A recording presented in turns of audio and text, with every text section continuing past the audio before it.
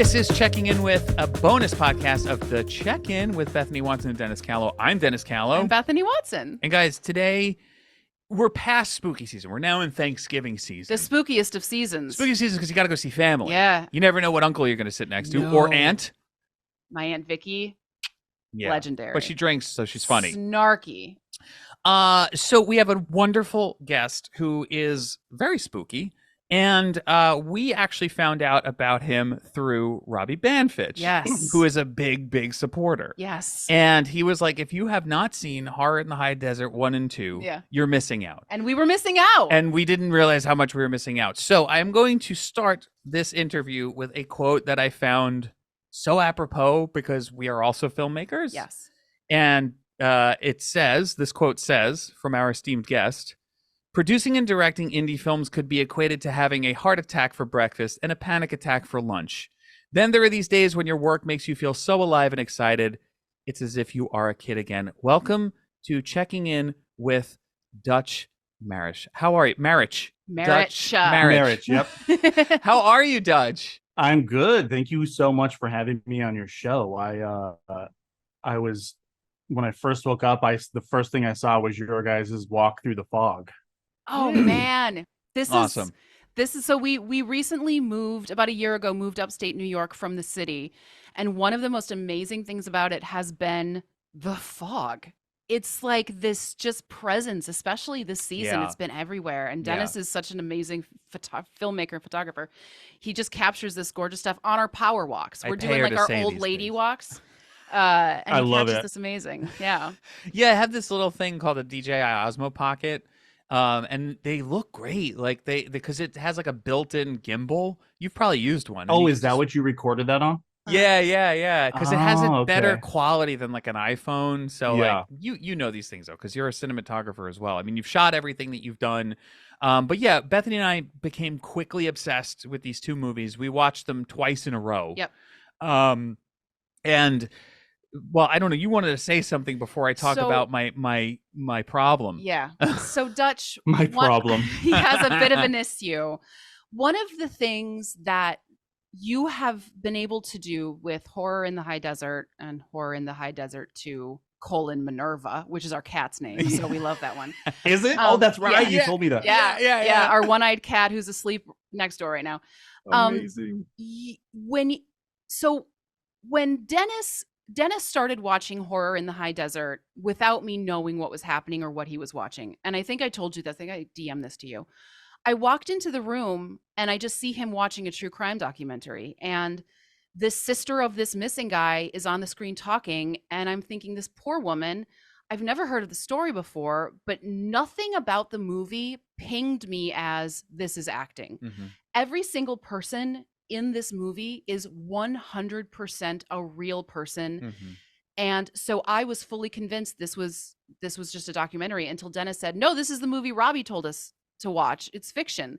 And my head exploded. So that was the first thing. And I promise we'll let you talk. And she goes like this. She goes, "Put it back to the beginning right now." I was like, okay. Start from the beginning. The second thing is, I'm sure you're like this too, Dutch, where you watch horror movies all the time. So you're a bit of a desensitized monster. Yeah.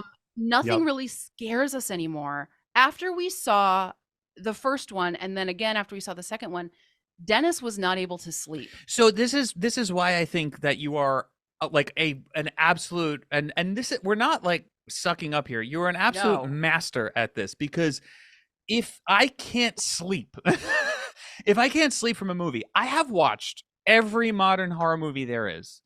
And like, not even everyone's like, "Oh, but Hereditary." Not even Hereditary didn't make me not sleep. It creeped me out, but it wasn't even, So even lately, I'm like, all right, well, these are great. These are really good. Like, I can appreciate them. After watching 2, I could not sleep. Like, I felt like those people were in my house. Yeah. And it was, you did something in 2 that just got so under my skin that it's still there. So I want to talk about that. Yeah.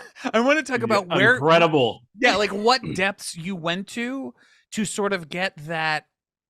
Just like, especially in 2, and I love 1, but 2 just did something to me that I was like, that's one where like the sequel, even though the first one's great, it surpasses it. in like so on so many levels, and like that's a sign of a truly really focused and great filmmaker.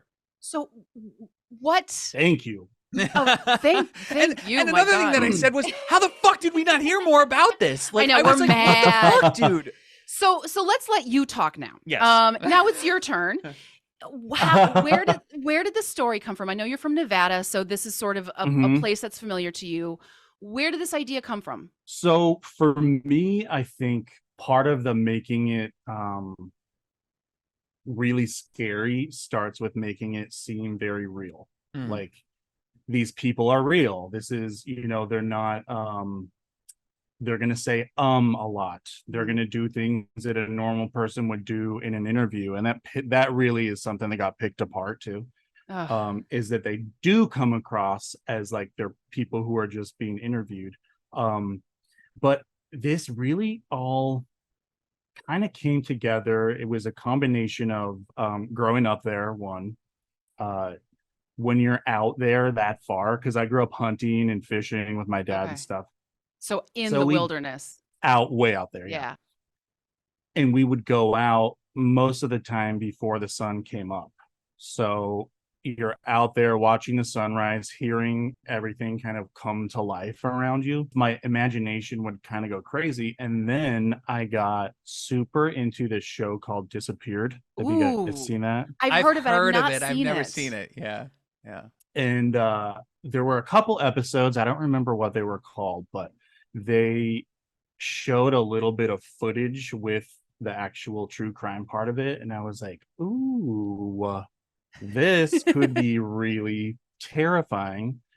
And then when the pandemic came, it was the perfect kind of movie to make with only one person on screen at a time. And that's kind of how it happened. So for the uninitiated, can you tell us a little bit about what Horror in the High Desert, the first one, is about? Horror in the High Deserts is it documents this avid outdoorsman. His name's Gary Hinge, and he works for a company called Map Nevada. And what they do is kind of chart the most remote places of the state of Nevada. On one of his excursions, he comes across this really daunting, mysterious structure, and that just terrifies him to his core, so he flees. And on his return to document it for his subscribers, because he has a YouTube channel and a blog, he vanishes. So the movie chronicles the search for him, the clues that pop up, and in the end, we may or may not see a little bit of his fate. You're working on part 3 now, but I want to sort of go now into part 2, because part 2, that dude, the trauma. I can't even tell you. He woke up. He woke up screaming in the night, and I had to like put my arms around him. Yeah, dude. Yeah. There are very few movies that have done that to me in my lifetime. Now, when I was younger, it was The Exorcist. That was the first one that like I saw, and it was like I literally like when I close my eyes, I see the flashing face of the demon. Like I see like the silhouette and all that stuff. This, I closed my eyes and I immediately, I don't want to give too much away, but with part 2, I was immediately in specific areas of the film and seeing like I felt like things were in my house. Certain you just made my day. Yeah. And I was like, Bethany, we need to talk to this filmmaker. It's like, he's amazing. Because it's so tough to do that for horror heads, like there are very few movies that do that. And everyone talks about like, oh, if you're into horror, you got to watch a Serbian film. And I'm like, no, you got to watch Horror in the High Desert too. I literally went to all my horror friends, like after I watched it, was like, please watch this right away. Please watch this right away. And everyone was like, oh no, you just found out about it. They're like, how about, and then they're like, how about that blah, blah, blah scene? I'm like, I couldn't handle it. So again, sequels usually either fail or they improve the lore and the and just the whole structure of the first one, or the whole sort of vibe of the first one, and you successfully beyond anything do that in Horror in the High Desert 2: Minerva. Thank you, man. I was so freaked out to release it. Oh no, you should be so proud. And like, where we want to shout it from the rooftops Yeah. like that, please watch these movies, because when you get to 2 you start to realize this is really masterful. It's really masterfully done. And part of that is the tension of waiting for something to happen. And I want to talk to you about that. Is that it's a lot of waiting, and you're just tense. Like Bethany and I was squeezing my pillow the whole time that I had on me, and she's like, "Dude, are you okay?" I'm like, Incredible. You gotta breathe, bro. I was like, I can't. And then I had my hands You over my gotta eyes. breathe. I did the hands over my eyes. I was like, I haven't done that since I was like 6. Yeah. Like, what the fuck, dude? So, talk to me about sort of your patience in and sort of like the anti-jump scare. Mhm. Because there are a couple of jump scares in the film, but the Yeah. things that freaked me out the most were the sort of what I call anti-jump scares, which is a Yep. silhouette passing by in the background, or something, suddenly standing up, or something, if someone's in the dark and they're feeling around and something's going to happen. As you're filming a scene, what do you say in your head to be like, this is how I'm going to do this, and this is how I'm going to keep the audience patient? I love anticipation. Yeah. It's like a tried and true classic Hitchcock method, really. And it's almost, for me, unbearable in movies where I'm like, God, something happened, or like someone stabbed them already, or it's like almost too much. And but I love doing it to other people. Totally. Because it's so fun to set up a scene where, if you have everything in place, every second that goes by after that, or every step this person takes in uncertainty, is going to be terrifying, because you don't know what's going to happen. And I love really drawing that out. And some people get really angry when there is no like release or jump scare at the end, because a lot of people do need that, like, like that release, and then they can breathe a sigh of relief. But that's not really how real life is. Right. Yep. When you're a little kid and you're like, oh my God, I heard something outside my bedroom, or I think I see something out my window. There's never some big bang that's gonna, release the tension for you. So I love to play with that. I love really just making people guess. Yes. Awesome. Yeah. And so as you got into part 2, did you already have it mapped out, or were you sort of like building your parachute on the way down, or did you have like an outline? Because the lore is really cool. As you start to uncover it in 2 and you dig in a little bit more about the history, you're starting to see a much bigger picture. So the lore has always been there, but the rest of it was kind of a combination of everything you just described. Okay, great. I can't even tell you how many edits that movie went through. There was a version where I narrated almost the whole thing, and I showed it to my husband. Thank God for him. And he was like, babe. He's so like, good to have like an honest partner. Yeah. Honest, yes. He'll always keep it real. He was like, you really need to think about this. And I already knew it in my head, right? But it was still kind of like crushing to hear. Totally. And that's kind of what another part of this process is. Like, I'll film everything, and then I usually always do a cut like immediately, and then I just can't look at it for like a week or two, because it's like, I don't know what it is. I just can't even go back and look at it. And then when I do, it's like looking at it with fresh eyes, and it's exciting again. And I get ideas that I didn't even have when we filmed it. So we'll go back and film something else. They're kind of like this evolving, like the way they're presented is pretty much evolving right up until they're released. But the lore and everything has always been like pretty solid. Yeah, and I think that's you always need that. You need that solid lore. You need Sorry, the go foundation. ahead. That's okay. Yeah. So is that why you were nervous about releasing number 2? Was because it was it had been up in the air for so long? That once it was done the way it is now, I was really happy with it. But it was the first time, because I've been making indie movies for like over 10 years. Yeah. And this was the first one that went anywhere. I mean, Mm. people watched the other ones, but they never grew like an audience. And I was getting so many messages on like every social media thing. Um, like daily. When is part two going to be out? You said June and now it's December. And you're And I like, was I like, am oh, doing this by myself. yes, but I was like, oh my God, like put myself in a horrible situation because now there was like these people that were really wanting to see it. It was, first of all, it was incredible Mhm. to have people wanting to see something, but Yeah. just the terror of like, oh, I hope they like it. Well, yeah, now Um, there's expectations. Right. Whereas before you yes. could just like release this movie out of nowhere and no one kind of knew it Hmm. was coming, but now are you done with 3 or is 3 in editing? What's going on? It's like master edit lock is done. It's just polishing like Okay. audio and getting it ready to like put it out there. Um, that's another thing I've learned is once these are out there, they're out there. So Yeah. Yeah.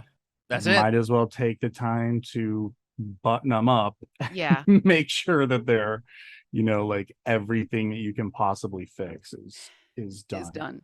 So I want Hmm. to talk about a little bit about disappointments because Sure. that's one thing that, in this industry, nothing is for sure until it is done. And like Hmm. everything is out there. And is it number one? Horror in the High Desert, the first one, was supposed to come out Uh-huh. on Amazon. Is that right? Yes. And Yes. it didn't. Um, that sounds to me like a massive disappointment. Can you speak a little bit to like what happened and how you kind of got through it? Once it was done, I knew this is the best thing I've ever made. Yeah. I felt so confident about it. Not in a cocky way. I just felt like I made something good. Like Yeah. I like it. Yeah. And Yeah, so I just want to say something about that. I'm sorry, and I know you're right in the middle of something very no profound, worries. but I agree with you as a filmmaker. There, you have to be a fan of your work.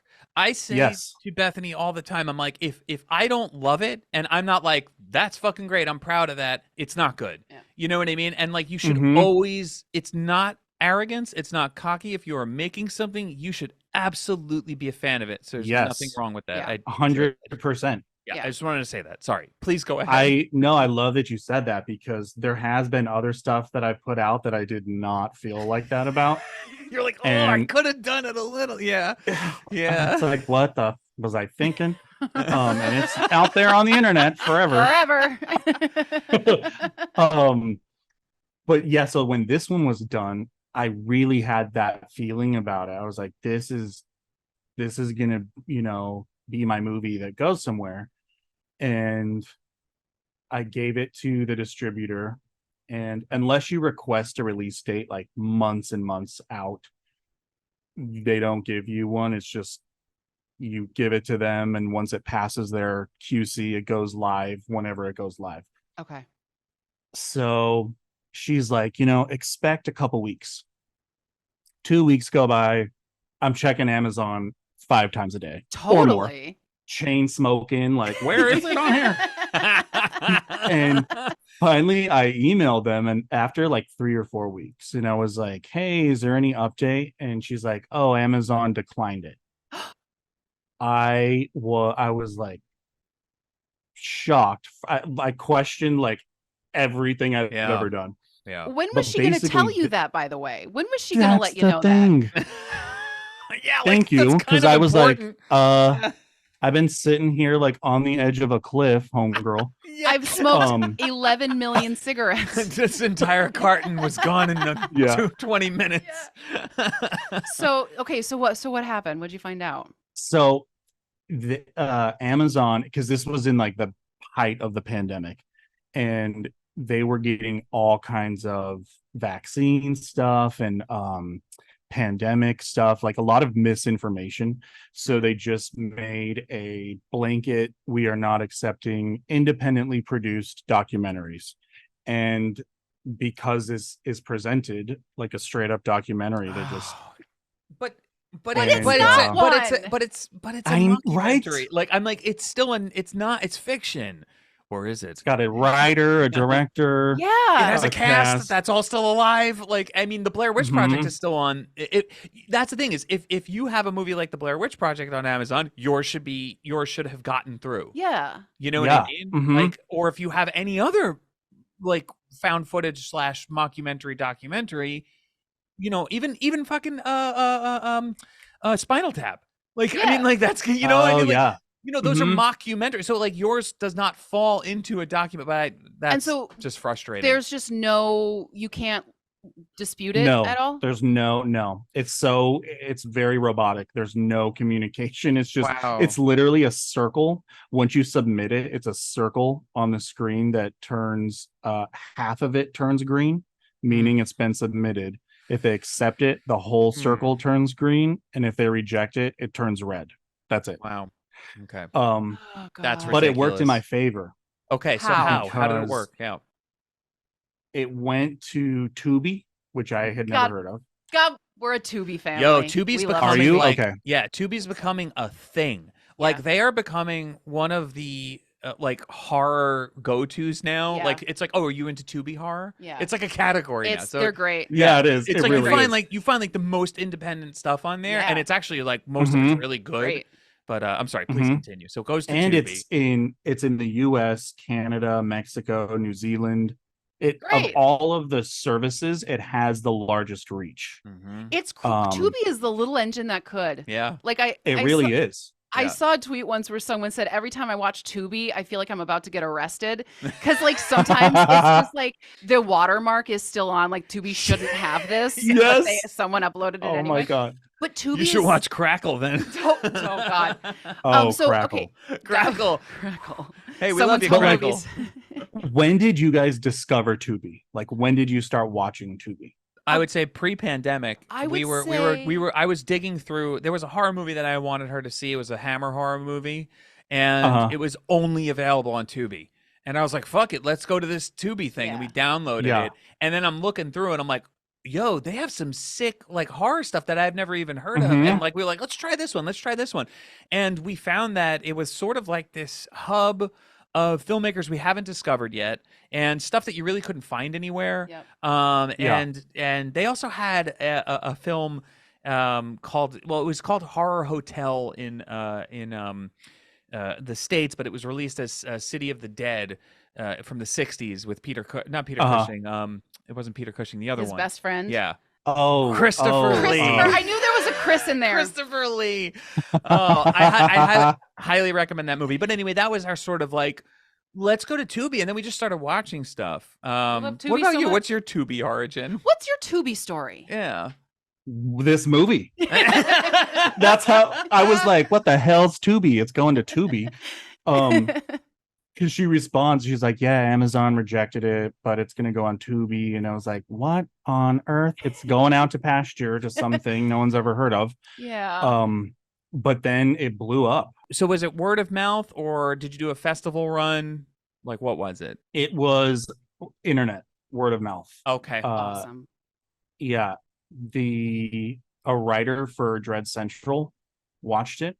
Mike Sproggy. I don't think he writes for them anymore, but he wrote a review and was like, I had to pause the end of it a couple of times. Like, this is the movie I guarantee none of you have ever seen before. It's on Tubi, blah, blah, blah. So it kind of gave it this like almost underground kind of thing. Hell yeah. And then Reddit picked it up and Twitter, and it just went from there.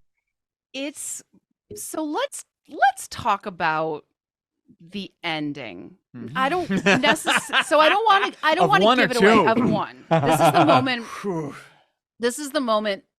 So there's this thing that I love and doing research into you, Dutch. I think that you are of a similar mind, which is it is sort of like the uncanny, the unknown, just the kind of the thing that Yes. might already be there.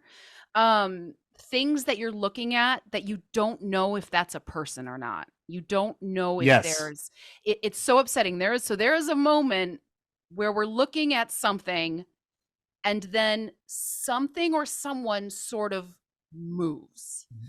Mhm. And that is the moment where I that was like the quintessential, this is the problem. Yeah. This is the thing that is the most frightening. Yeah. Is Yeah. if it's that like urban legend of the clown statue where it's like, when did you get this clown statue? Get out of the house. We don't have a clown statue. It's sort of that, Yes. like, he's already here and I've been staring at him this whole But time you and I don't didn't even know. know it. Yep. Yes. Yep.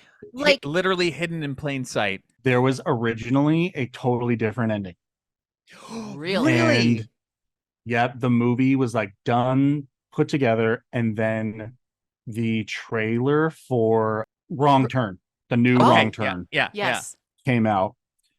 And there's some stuff in the trailer that was going to clearly be problematic for my movie because it was going to look like I copied Oh, them. yeah. Mm-hmm. And I'm not going to like go into specifics, but I'm like, I got to redo this. Oh, It was gosh. I thought it was a great ending, but it was definitely not one that I was like in love with. Okay. And so we went back and did this ending in the middle of the winter. It was Ooh. so effing cold when we were filming that. It's funny watching it because it's not, you can't, nothing looks cold unless there's Right. snow, you know? Totally. Yeah. But we were like literally shaking in our boots. And just being out there is so freaky. Like that Mm-hmm. place, I don't want to reveal too much for your listeners that haven't seen it, but just being there is so freaky Sure. that, I mean, it really didn't take much to, other than the movement that you're talking about. Yes. Yeah. It is. It's The setting itself was like, huh. Yeah. Oh, gosh. Again, for me, and I don't mean this to sound insulting, but it's the anti-jump scare, which I love. It's more uncanny Yeah. than it is a Yes. like full on like, oh shit, something popped out at me. Yeah. And Mhm. I love a good jump scare. The problem with jump scares is once you've seen it, you know it's going to happen, so you don't anticipate it as much. But when we watched Horror in the High Desert 2, I was actually more anxious Yeah. on the really tense moments, and like I forgot where there was this one jump scare, and it scared the shit out of me. Yeah, we watched it twice in a row. We watched it 2 nights in a row, and Amazing. yeah. So there's there's a lot of stuff that goes on in 2 that are just very disturbing moments, like Yeah. really almost reminded me a bit of, there are a couple of movies that I'm like, I can never watch those movies again, and one of them is Henry, Portrait of a Serial Killer. And there's a specific scene where they take a video camera and you see they're watching what's on what they taped, and it's horrifying. And that reminded me of bits, because there's some really found footage. There's like found footage within the documentary film of Horror in the High Desert 2. They find a camera, and what's on this camera, and what's on that camera is horrifying. It's just a waking nightmare. Yeah. And there's a specific scene in the basement that I can't really talk about. I mean, I don't know how much I mean, I could give a spoiler warning, but I don't want to like go into spoilers at all. Maybe let's give a spoiler warning now. I will give a spoiler warning now. I'm only going to tell this one thing. Well, I want to talk about more. Okay. So we're going to give a spoiler warning now. Do you mind if we do a couple of spoilers? No. Okay, great. Okay, So No. spoiler warning. I'm an open book. Great. Okay. So everyone, spoiler warning. Go watch the films and then come back to us, okay? Yeah. Because we got to talk about this. Yeah. So how'd you get the person to? So is he standing by the house and he drops down? Is he It looks like he's hanging from the house and he drops down, or is he squatted and he stands up? You're talking in the about first one. In the You're first talking about the one. first one. Okay, I was In talking the first one. Yeah. Okay. This is a fascinating thing. I'm glad you brought this up because I had a friend be like, this is actually turned into a Mandela effect thing where people, it's so terrifying to people, everyone remembers it differently. Totally. A lot of people will be like, oh my God, when that thing stood up, I almost died. I'm like, or when that thing like fell off the roof. Yeah. It's so funny because I'm like, wow, but it's a crouch down. Yeah, he crouched. And He crouches down. Yeah. So many people think that it's standing up, and it's like, so when I was amazing. watching it, it's crazy and part of that again is because we are staring at that image of this house for so long that your Yes. brain, in my head, I was like, there appears to be some sort of Halloween decoration because I couldn't tell the height of the house. So it looked like there was Yeah. a Halloween decoration, like a spook, sort of like a scream mask, like hanging from the roof. Uh-huh. And then it like came down. And that's what pareidolia, when you Mhm. see something in the shadows or you Yeah. see something, and that's what's great about the night vision sort of thing is that Yeah. in black and white you can really play with Yep. things, and Yeah. it's sort of you wouldn't really be able to tell what was wood and what was a person, Yep. and how you hid them in the Mhm. shot. I was like, there's something here, and then like suddenly it was Yeah. there, and I was like, oh fucking shit. But to piggyback on that, when you get to 2, Horror in the High Desert Uh-huh. 2, the most frightening part for me was the dash cam scene. And Oh, yes. okay, so that was the thing that made me not sleep. So you did a thing that I love when directors do, is they kind of reference their thing from the first movie that got people, which was you're watching something and then something moves. Mhm. There are 2 images: her in the car, one of the protagonists is in the car, and then there's a shot of her dash cam looking out onto the road, and there's Yeah. this bush in front of her. It looks like. So we watched it twice. I said there's got to be something there, and it's gonna Mhm. but it wasn't. It was behind her, and that Uh-huh. fucked me up because I was paying attention to what was in front of me, because I'm like, wait, he did this in the first movie. Was that conscious? Were you like, I'm gonna fuck with people With and Dennis, make I'm gonna specifically. fuck with Dennis. I'm gonna get Dennis. It was. Yeah. It was conscious, because is that not the most evil looking bush tree thing that It's you've ever seen? It's nasty. so I horrifying. hated It that reminded It me just of like looks evil. Yeah, it looks like Medusa's head. Like Yeah. I was like, this is wrong. Mhm. Like It's everything up to no good. Oof. But then you find out it's behind her, and that's when I was like, damn you, Dutch. And with this is now just turning into like, remember when you did that thing? That was awesome. This is the Beatles interview is with what- Chris Farley. Remember Yeah. when you did that thing? Yeah. But the car that she thinks is following her and actually would have been her savior, like And then it reveals the person that's actually following her. Oh my god, it's So, so awful. have you always had sort of this like wickedly evil fun side to you where you're like, I bet I know what would be awful. You know, like how does this I- work for you? Terrorized my sisters growing up. Like terrorized. I had a scream mask that I would like tape to the outside of their windows. Oh God. I just always got a kick out of scaring people. And I think I spent so much time like imagining scary things when I would be out there, Yes. Yeah. Yes. that I just have this trove of stuff that would scare me, Totally. Yep. because you never really know what's going to scare other people. Mhm. And so I just started doing stuff that scared me, and it scares other people, apparently. I want to deconstruct that scene for a moment, because as a filmmaker, I think it is a really great scene Mhm. in its entirety to show to people how to build tension and Mhm. how to divert attention, and then how to bring it all full circle. And the scene I'm talking about is the dash cam scene. Mhm. And if you've seen the film, you know what I'm talking about. It is so frightening, but it's very well choreographed. And it's also so frightening without being gratuitous. There Right. is nothing. There's nothing. No, you hear what happens. Uh-huh. You Yeah. you Mhm. hear the fate of the person, and that's what makes it even more horrifying. But the things that you see, you attach so much more to that fate after Yeah. there's a quick reveal of what's following her. And so that it's so masterfully done. It really is, because you go from My God, fooling y'all us, are making me feel so good right now. but no, it's the truth, It's- man. Can we do It's- this for 4 hours? No, I'm kidding. Dude, it's the truth though. Like we really Thank have you. never. I found think that this is one of the most criminally underrated films like ever. Yeah. Like it's so well put together. So just walk me through that scene as a filmmaker. Like, were you like, it's gonna hit this beat, hit this beat, hit this beat, and then the car reveals what's following her, and then we get to the running and the fate. Like, how did you choreograph that? So the way the scene played out was exactly how I had imagined it. I kind of built the whole thing around the moment. The first idea I got for that scene was the car that she's hiding from, Mhm. Yeah. the headlights passing by and revealing that she's not alone out there. Awful. It's Because Mm. I awful. would just die instantly if I was in her Yeah. shoes. And Yeah, I'd yeah. walk I into the wouldn't even scene. run. I would just be like, Yep. Yeah. Yep. Yep. Yep. so I built it. I was like, okay, I need to build up tension leading to that.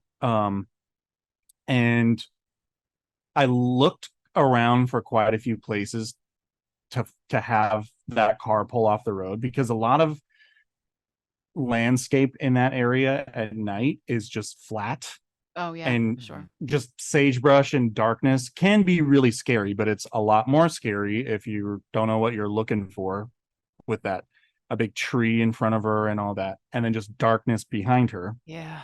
uh so yeah, we really we kind of did the whole thing multiple times obviously, and then these movies really come together in the editing, the Yes. Sure. tension. Yeah. Yeah. The editing is um strong in these movies, especially in two. Thank you. And you edit all Yeah. your own movies, yeah? I do everything, Yeah. yeah. Yeah. Now, do Shoot you it, Just edit like it, this one. That's what I do. audio. Yeah, that's what I do. I usually I was we were not to divert too much from what you were saying, but I usually have everything edited before I go into edit. So I have everything edited in my head. Yep, And I'll same. storyboard it, and like maybe there'll be a couple of changes, but like every short film that we've made together, it's already edited. So I just need to get the Mm-hmm. shots. And it was actually the director of Twilight is actually a wonderful, she's great. If you Uh-huh. hear her interviews about her method, she calls it fix it and pre, which is you just plan intensively and then you just get your shots. Yes. Which Yes. that's how I work. But I know that's not everyone. I work Me like that, too now. Yeah. right? Because it's I better. learned it the hard way from going in totally underprepared, being like, Right. we're making a movie. Hey. Yep. It's better to have And then nine. getting Yeah. to the edit. Yep. It's better to have 9 months to prep it, and then and everything's planned, and then you have shooting. Then you just shoot it, and that's Mm-hmm. it. And you're like, no, we got it. Yep. We're done. And that's why whenever we work with people on my films, they're like, we're done. I'm like, yeah, we're done. I got it. I got everything. That's the movie. It's done. I just needed to get I the love when parts. people question that. They're like, but you don't want to get this? And I'm Or like, you don't want to no. try Yeah. that? Yeah. Like, You're no, like, I got it. nope, I got it. I'm good. Anything else is a waste of time. Do you want to do it? Is this for you? For you to have? But anyway, I'm Yeah. sorry. We diverted a bit. So it all came Yeah. together in the editing, that moment, Mhm. that scene. Yeah. Yeah. It did. And one thing too that really, really makes that scene memorable and horrifying is Brooke Bradshaw's performance, She's because amazing. Chilling. she had just had a baby Oh my before we God. filmed that. So on the way out to film it, I was like, this is your reaction and your response. And it was from that moment on, you could just feel her like maternal gears moving. And she really, her scream, my God. Oh, her screams at the end are that's what nailed it Yeah. for me. That's why I was like, this is so sad. It's sad. You know what I mean? Yeah. Like, it's sad and it's horrifying at the same time. And there's also this moment. Is Mhm. that her baby when we cut back to like her home videos? Is It that her is. baby? So It there's is. and this was one of the few moments when I was watching it where I was aware of you as a director, only because I remember thinking that was an awesome choice, which is she's getting dragged away and we just hear her. And then as her screams overlay it, it cuts to her with her baby playfully pulling him Playing. by the leg. Oof, yeah. And I was like, Yes. oh God, Yeah. that just I- these little moments. When I cut that, I was like, I wonder if this is going to be too much for her to, but she was like, hell yes. I'm using Like, my you baby sure? for art. Like, yes. She's like, Yep. amazing. I do want to talk about The Strangers because that's one of my favorite Ooh, films. yes. And that's sort of like that came out in 2008. You Is have the a poster? poster up? Nice. I Nice. did, but I just realized I took him down and replaced it with Scream. Well, it's that time of the. I love that Yeah. you rotate your horror posters because I do the same thing. Got Yes. to. I'm like, I'm gonna put this one in. I'm gonna put this one in. Which friends do I want to hang out Yeah, with what today? friends do I want to hang out with? Yep. Because it really depends on your mood. It's like, do I want slasher? Do I Yeah. want creepy? Do I want haunted house? Yeah. So The Strangers, 2008. When it came out, I thought it sort of changed the game a little bit because it felt more like an art house film that like went mainstream, and people talk about like elevated horror, and I feel like that sort of did it before elevated horror was a thing. It had really Mhm. great, because it had great performances. It had an indie feel. It was very small, like location wise, and it just felt more like an art house indie movie than a horror film. Yeah. Mhm. And you sort of were invested in the characters because they were sweet to each other and they were actually going through something. And my second Yeah. part of that question is, have you heard about the Rennie Harlan reboots that are happening? 3 of them. I know. I'm kind of excited though because I like Rennie I'm very Harlan. excited. I know. Deep Blue Sea, baby. Everyone's like fucking Rennie Harlan. I'm like, what are you talking about, dude? Deep Blue Sea and Nightmare on Elm Street 4 are masterpieces. I don't care what anyone Yes. says. My hat is like That's a shark's one of my fin. posters. Oh no, it's 3. The Forgot Dream about that Warrior- one too. I mean, Dream Warriors are great though. That's like a rock and roll horror movie. It's great. But yeah, so talk to us about The Strangers. You have an experience with it that was your like, I need to make movies moment. Yes. So that movie is one of the first movies where it really reminded me what it was like to be scared watching a movie. Mhm. And I loved that. It's one thing that takes me out of a movie is when every single thing is explained. The villain went through this as a child, and that's why they're chopping people's heads off and Yeah. yada yada yada. That works for a lot of people, but for me, I'm just like, well, now it's not scary. He just Right. needs a therapist. Right.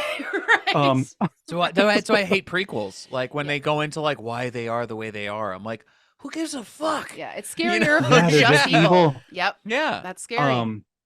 And so this one just having and it being something that could actually happen, the Yep. combination of not knowing why they're doing what they're doing and having it be so real, and the performances, Liv Tyler, she's so vulnerable, and And she's it just sweet. really Like, spooked me. She's so yeah, sweet. she's She's so so sweet. sweet. Like her, like the way she, even when she like smokes a cigarette, you're like, she's so sweet. Yes. I'm like, I want a cigarette now. Yeah, Yeah. I know. She makes it look so pretty. Yeah, and I mean, like the beauty of that movie is the whole point that, and they actually do say, "Why are you doing this?" And it's because you were home. Like and that was you were it. home, Like yeah. that because you were home, Just and that wanted to. that line freaked me out. It awful. really freaked me out. Mhm. We watched it recently. Yeah, and it's again it is, and it's I think the awesome thing about that movie and about your movies is that they're just real. Mm-hmm. They're things that could actually happen, and that's why they're so scary. And I love a cave monster. I love The Descent. I love something that can't Uh-huh. see, but it's going to eat you and your friends. But there is for actual fear, there is something so horrifying about you're in your house and someone shows up and there's nothing you can do. Yep. And No or one's you're gonna in your get there in car. time. Nope. Mm-hmm. You're in your car. You don't know who's coming. There's nothing you can do. Mm-hmm. And so when we were looking into sort of your dossier and we saw that like The Strangers was a big movie, it was like, oh, that explains it. Yeah, That's totally a big explains part of it. Yeah, I Yeah. loved it. I was like, and I had at the time kind of given up acting and really wanted to get into the storytelling side of it. And that was the movie that I was like, I want to try this. Like, they're at a house, there's 4 actors. So I wrote a movie embarrassingly similar. Okay. It's okay. But it was my first project. Is this the one that will never And, come out? Is this the film that shall yes. never be seen? Okay, great. yeah. We have a direct quote from you I'm here saying this gonna film, you're going to burn burn this it. hard drive. That's it right there. I love that it sits right next to you at all It's times. right- Don't you Like, this dare. thing is not getting out of my sight. Don't you dare get rid of it. When we eventually meet you in person, we're going to sneak it out. Yeah. That's what we're going to do. One time I thought I had been robbed, and the Oh, only thing I no. was freaked out about was that hard drive. Screw all my equipment, everything else. I'm like, where is it? Yeah. They found it. This is actually great segue into like these sort of final questions is like, what did you learn from that experience of your first film? It was my film school. I learned Yeah. to, like we talked about earlier, be over prepared, test everything as much as I can, the way things are going to look and sound, and to give myself more time than I think I need Okay. Mhm. to film something, and to enjoy it, to like Yeah. remind myself that I am doing this because I love it, not because someone's forcing me to, and to like listen and be present and remember that my job is to direct it, Mm. not, worry about all the other stuff happening, and just be focused and present and enjoy it. Really, it's easy to get really stressed out when you've got other actors and people and Yeah. you're the one, you know. You Yep. said something, Bethany, in that interview that I watched last night. You were talking about going live on air Hmm. and how you get into this mode where you're seeing people and you're hearing them, but there's a disconnect because you're in your own space, in your Yeah. own mode. And I related to that instantly.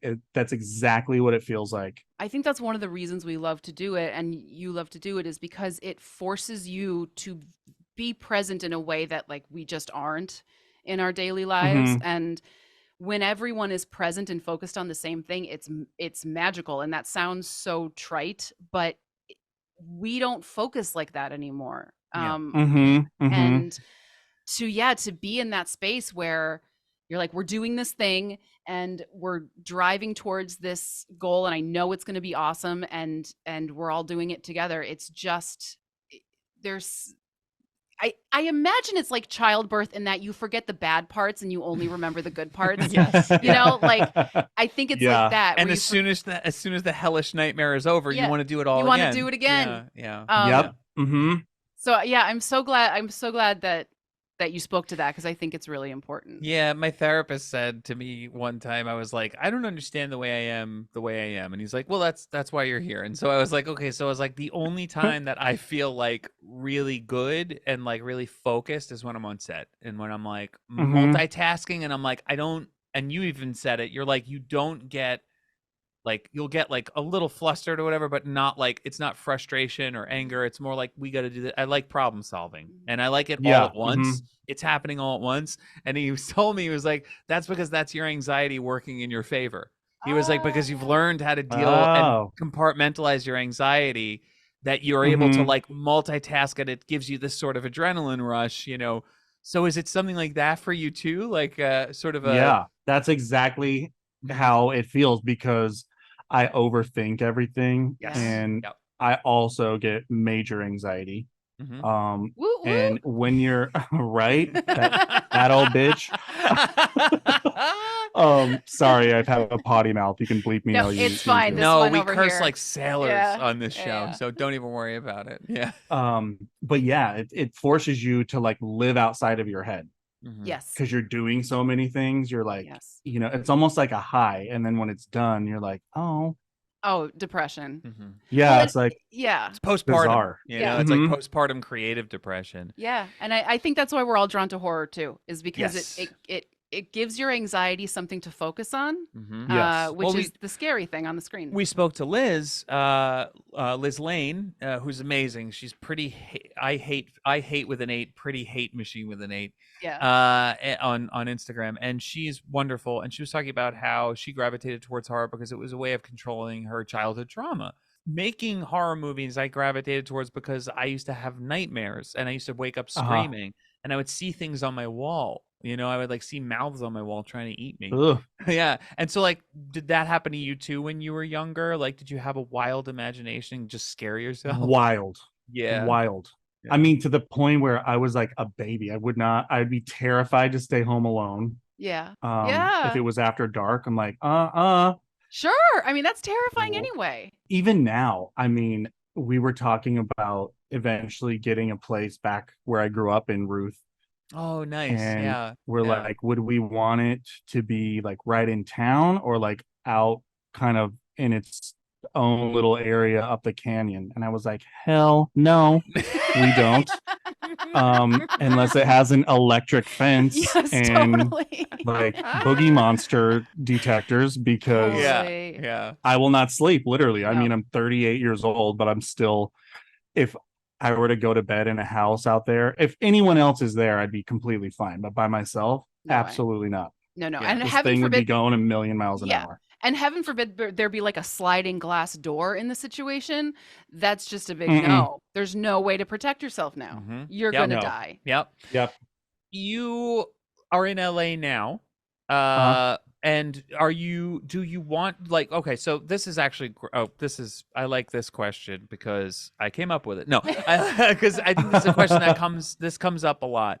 You must live in LA to have a career, which I personally don't buy. I think you make of it you make of it where you are. And Yeah. if you own your own equipment, you could do it whenever the fuck you want, wherever you want, Yep. as long as you have an Mm-hmm. idea. So you're saying you might go back to Ruth eventually at some point. What has your experience been in LA? And for anyone that is out there that is like, I must move to LA to be a filmmaker, what is your advice for them? Don't. Um, Not because I love LA, but Yeah, yeah. it's at this point it's like counterproductive because of the money that you have to spend to move here, just to live here. Mhm. And all the most meaningful, like productive work that I've ever done is back home in Mm. Nevada. So for me now, when I film, I have to plan it, and it's like a trek because it's a 9-hour drive. If I didn't love living in Los Angeles, I would be there. Mm. If David's career wasn't here, I would be there because it's where I do my best work. I don't Yeah. really make movies that take place in a city, and you can meet and network all online, Yeah. more so now than ever, because the pandemic really did shift everything with Zoom. Even though it's technically over, everyone is still, the we're norm is like we're Zoom doing it right meetings. And now. yes, Yep. We're doing exactly. it right Totally. now. Yeah. Yeah. We So literally I met. mean, We literally finished Horror in the High Desert 2, messaged you, and then we booked the podcast. So it's like there's incredible. networking. Yeah. What's funny is when you tagged me in that story, I Mhm. was traveling from there to here. And so when I saw it, it wouldn't play. I didn't Oh, have enough sure. service. So I thought it was just a picture of your TV and like tagging me. And I was like, Yeah. awesome. Blah, blah, blah. Then I pulled over. I was like in Barstow and saw that super sweet video you guys made. You're on different couches. And Yeah. I was like, oh my God, I did not like adequately thank these people. I was just like, love. So Don't I even worry remember about being like, you guys, oh my God. Uh, it. No, and now we're here we are on And now Zoom. here now we here we are. are. Yeah. So it's Best best friends. friends. Now, would you recommend for any upcoming filmmakers? I've always given the advice when people ask me, I'm like, first of all, why are you asking me advice on on what your child should do? But like, my kid's really interested in filmmaking. Should I put them in film school? I said, look, if you could afford it, put them there for the connections. But if you can't afford it, just buy them some equipment and have them start making movies. Like, Yep. invest it in equipment instead. But Mm-hmm. film school is great for connections. But would you advise filmmakers that are like, well, I'm not going to go to film school? Would you say, like, own your equipment so you can just have the freedom to shoot whenever you want? I would even say start with your iPhone or Mm-hmm. Mhm. your Yeah. phone, Yeah. because until you are at a point where you're ready to film something that you really want to get distributed or get onto a larger platform, you can learn all the basics and how you're going to do it with a camera phone. Yeah. Mm-hmm. Yeah. And Mm-hmm. then when you need to upgrade to a different camera, and just the internet is an incredible resource Yeah. for Yeah. learning. YouTube. I mean, Go to yeah, YouTube and you can learn about Anything. cinematography on YouTube. Yep. YouTube University. Yep. Yep, It's it's free. great. It's great. You can learn everything about After Effects, Premiere, Yep. DaVinci Resolve, anything you want. It's there, and it's like 5-minute videos. You can watch other Mm-hmm. people's Premiere crash, and you can watch other people Oh, scream at their Yes. Adobe what do you? Premiere. Okay, wait. What do you edit on? What do you edit with? I use Final Cut. Okay, you're smart. Okay, so Horror in the High Desert 3, you've promised. When is it coming out? I really want it out by Halloween, Mhm. Okay, which could still happen. Okay. And as we But record this, it is October 6th. 6th. 6th. Mm-hmm. So once it's handed off to them, it goes through 2 additional QC processes. Okay. That could take anywhere from 3 days to 90 days. Oofda. Okay. Historically, with when I've done this, it's been a week Okay. at the most. So I plan on having this to them within the next like 10 days or so. Great. And from there, it's out of my hands. And I also really want to make sure that it's like done the best it could be. Yeah. So I don't see it being any later than November. Okay, so I Great. was gonna say like at least by the end of the year. We'll Oh have yeah, it. 100% by the end of the year. Well, Dutch, this was, I think, one of the highlights of our, like, I don't know, lives. Everything. Mine, So, mine too. oh, you're so kind. You're absolutely wonderful, and you have, I hope now, more supporters and more people to shout your name from the rooftop. Is there anything you want to say before we say goodbye? Thank you so much for having me on your show and introducing me to your audience. You guys are amazing. I Oh, can't wait to watch your work. thank you. Yeah, We'll thank send you you some stuff. Yeah, I'll send you Yeah. some stuff. Yeah. We have some people that have watched your stuff that listen to us, and they've Yes. written to me, and they're like, Oh. oh, did you get to this part? And I was like, wait, you know this movie? And they're like, it's my favorite. Incredible. So like, you have something very special here, and they just keep getting better. So I'm really looking forward to 3, and yeah, Yeah. I mean, like, let I people know can't where wait they to can. share it. I Ah. can't wait. Let people know where they can find you too. So I am on the best way to follow the movie stuff is on Yes. Facebook. Great. The page is called Horror in the High Desert Movie Series. Awesome. It's on Instagram at Horror in the High Desert. I'm on both Facebook and Instagram. My Instagram is at Dutch DUTCHMDM. And that's pretty much where I kind of cross post everything. I'm terrible with social media, It's so I okay. apologize. I'm like old man on the internet syndrome. It's Um, I curse at the sky every day You because and of social Bethany media. are like, I swear, you guys are like BFFs. She I has think the we're same. we have Does, similar. Yeah. does technology hate you? Technology hates her. Hates me. She gets new Hates me. computers. They just shut down. They don't work anymore. I'm it's like, what do amazing. you do? Like, what the hell? Yeah, it's amazing. some people have that. Yeah, it's you know what? It's a gift. Dutch, thank you so much for joining us. And to our gentle listeners, please support this man. He Yes. is truly such a talent and and a nice person. such a wonderful person. You've been Yeah. so kind Yeah. and such a generous interview. Thank so, you. So thank you, Dutch, and gentle listeners, thank you, and we hope you enjoyed checking in. Thank you. Good. Is that it? And good night. We are really bad at these We outros. haven't figured it out yet. All right.